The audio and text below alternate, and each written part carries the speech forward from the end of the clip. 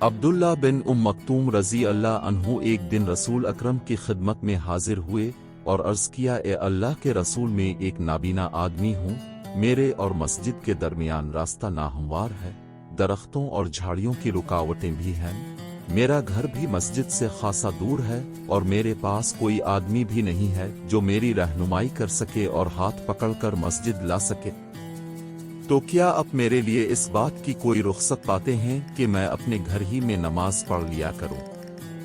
رسول اکرم نے عبداللہ بن مکتوم رضی اللہ عنہ کی مشقت و پریشانی دیکھی، عذر معقول تھا، چنانچہ آپ نے فرمایا، ہاں تم گھر میں نماز پڑھ سکتے ہو۔ جب عبداللہ بن مکتوم رضی اللہ عنہ واپس ہوئے تو رسول اکرم نے ایک آدمی ان کے پیچھے روانہ کیا کہ اسے میرے پاس بلا کر لاؤ۔ نبی اکرم نے ان کو اجازت تو عطا فرما دی، مگر جماعت کی فرضیت اور اہمیت کے پیش نظر انہیں واپس بلا لیا اور پوچھا، کیا تم نماز کے لیے آذان سنتے ہو؟ انہوں نے جواب دیا، جی ہاں۔ اب فرمایا، پھر تو تمہیں مسجد میں نماز کے لیے آنا ہوگا۔ عبید اللہ القویری کہتے ہیں کہ میری نماز عشاء کی جماعت کبھی فوت نہ ہوئی تھی، لیکن ایک دن ایک مہمان کی خاطر مدرد کی وجہ سے نماز جماعت سے نہ پڑھ سکا۔ دل میں نماز با جماعت کا اکیلی نماز سے 27 دفعہ زیادہ ثواب کا خیال تھا، اس لیے میں نے فارغ ہو کر عشاء کی نماز 27 بار پڑھی۔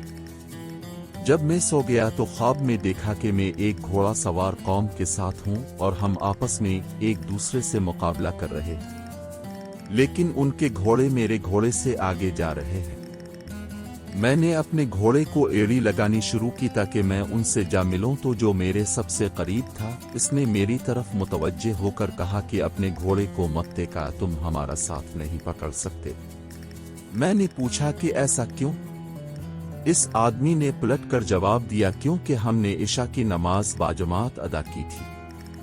حضرت عامر بن عبداللہ بن زبیر رضی اللہ عنہ قریب المرگ تھے۔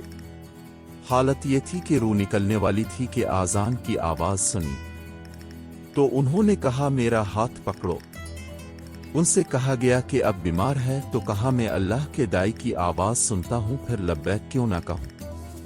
لوگوں نے ان کا ہاتھ پکڑا اور ان کو مسجد تک پہنچا دیا۔ وہ امام کے ساتھ مغرب کی نماز میں شریک ہو گئے۔ انہوں نے مغرب کی ایک رکعت ادا کی اور ان کا انتقال ہو گیا۔